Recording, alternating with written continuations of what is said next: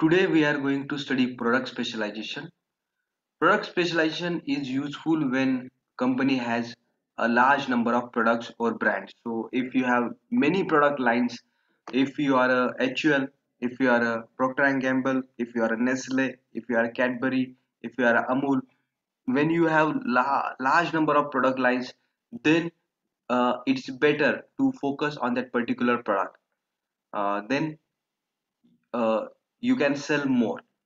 So many consumer durable companies also, suppose Samsung, LG, Whirlpool, like these consumer durable companies, they have a different uh, product sales manager. Like for washing machine, there is different product sales manager. For refrigerator, there is different product sales manager. For televisions product, they have different sales manager. Then for computer division, they have for laptop, for smartphone, they have different product sales manager. So normally those organization who has large number of product lines or large number of brands, they use this product specialization. I will show you the figure.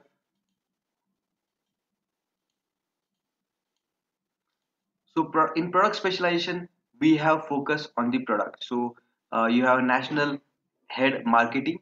After that, you have a regional sales manager, and regional sales manager is accompanied by help by the promotional manager, training manager, research manager, customer service manager, and the regional sales manager below that have specialized uh, sales force for. So suppose we are talking about the Samsung. If we are talking about the Samsung, then Samsung has a lot of different products like refrigerator, washing machine, air conditioner, then computers, then laptops, then smartphone. So product A can be considered as refrigerator, B can be considered as washing machine, C can be considered as television, D can be considered as computers. So there is a in Samsung company, we have national sales head of the marketing. Then we have regional sales manager for the western region, eastern region, north region, southern region.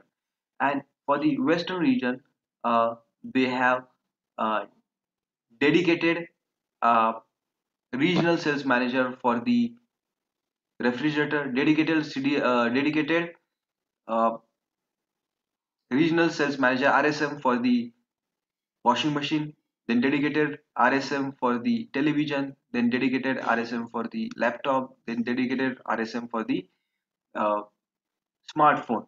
And below that, they have again specialized district sales manager uh,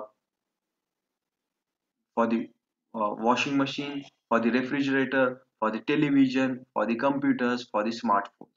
And salespeople are also again specialized. So this is typical structure. So below the regional sales manager, you have very specialized uh, sales force. So group A sales people will not sell group B product, and group B sales force will not sell the C group sales products. So those people who are selling washing machine, they will not sell, they will not take care of refrigerators, and those who are selling refrigerators, their Samsung sales force, who group B, who is dedicated to refrigerator, in group B sales people will not sell the washing machine, which is the group A product. So this is how this product specialization organizational structure looks like. This is how the product specialized organizational structure looks like. Then there is one more organizational structure. There is one more version.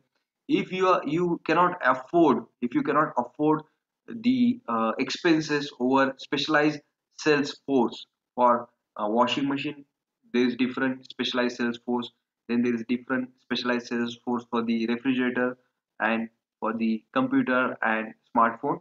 Then what you can do, at the divisional manager, at the regional manager, you have to add two to three more product managers, and you don't have to have you should not have the specialized workforce. So here if you see the second diagram, second figure, in which you will find product group A and product manager group A and product manager group B is only assisting the sales manager. So specific they don't have specific managers team. They don't have product specific sales team. So they have only two divisional area sales or regional sales manager who is helping the uh, the sales manager, regional sales manager. So here we have added product A divisional sales manager and product B divisional sales manager, and they are helping the actual sales manager, and there is no specialization in their sales force. But in one more the earlier uh, figure, we have studied that there is the typical product management, typical organizational structure, a typical product organizational structure will look like they have specialized and different and very unique sales force for that particular product.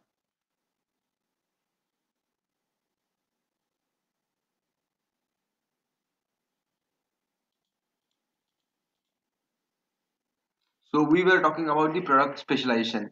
We said that when you have a lot of products, you can use this product specialization, and we have given the example of Samsung. So there are two types of product specialization: the sales organization with the product manager and divisional marketing manager as a staff specialist. So they don't have a line authority over the salespeople. And the second organization, which is typical example of the product specialized organization structure, where you have different sales force. You have different sales force for uh, washing machine. You have different sales force for refrigerator. You have different sales force for television. You have different sales for smartphone. This shows the company is having two group of products, product group A and group B. Each divisional or product manager has the responsibility of planning, implementing a marketing plan for each group of products. Each divisional or the product manager has a responsibility for planning, implementing a marketing plan for each group of products. So product A manager, which is at divisional regional sales manager, he will take care of the planning and implementation of marketing plan for A, or you can say the washing machine divisional product manager will only prepare a washing machine marketing plan, and refrigerator divisional product manager will prepare refrigerator marketing plan. So in this way they are working. They have no line authority. So the at the divisional product manager will work as staff sales manager, staff manager, and they cannot give authority, they cannot give direction, they cannot give instruction to the salespeople. So they have no line authority, they only have staff authority. They can only request to the regional sales managers, and they cannot exercise power on the salespeople. Each salesperson sells all the products of the group A and B. So as the divisional product manager, we don't have specialized sales force in particular product A or product B. The next salespeople in each group sell only products included in that group. So the sales force which is meant for the washing machine, they will not sell refrigerator, and a sales force which is meant for the refrigerator, they will not sell washing machine. The regional and district sales manager are line managers. So at the bottom you have line management and have no staff assistants. So you will get staff assistants at the divisional divisional to the divisional sales manager, but below that you will not get staff assistance.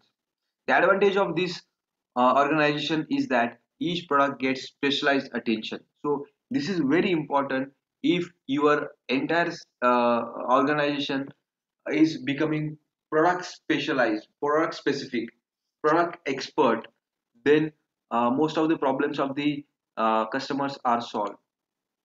Then disadvantage, more sales people calling the same customer. Again, the problem which we are having in market specialization, same problem we have in product specialized organizational structure. Same, many salespeople are calling the same customer. So Samsung washing machine sales manager will call same people by chance because they are in the same territory. Then refrigerator sales manager will again call that particular person. Smartphone sales manager will again call. Then television sales manager will again call. So in this way, the same customer will get irritated. He will get frustrated by the uh, Samsung's repeated calls, resulting in customer dissatisfaction. So customer will be dissatisfied at the end, and there is increasing selling cost because there is increase in manpower. Examples: Procter and Gamble and Pillsbury are the examples. They have a lot of products, and they have, for each product they have divisional product manager. Then there are large commercial banks in service sector. They are also having divisional product sales manager. Each product manager is responsible for planning, coordinating, development, promotion, and achievement of objectives for the respective product group or the brand. So each division manager is responsible for the growth of the sales of that particular brand. So this is the way. No, this is we have seen earlier. I'll show you. I'll show you. Uh, this is the diagram which we are discussing. At the at the top level we have national head marketing, and below that we have regional sales manager, and regional sales manager is supported by the divisional marketing manager product group A, and divisional marketing manager product group B.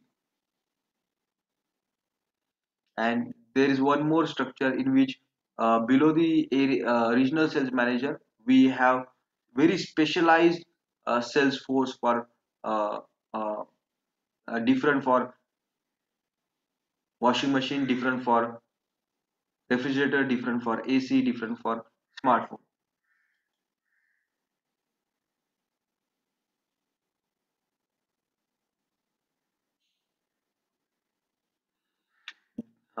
There are more examples like 3M Corporation.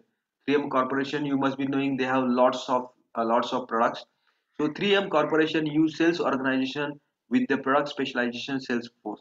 In 3M, separate group of salespeople sell different group of products such as healthcare. For healthcare, they have different sales force. For safety and security, they have different sales force. For home and leisure, they have different sales force. And for display and graphics, they have different sales force. See, these are few examples. There are very different types of products they are selling in particular segment. Then next we will study market specialization in the next video. Till then.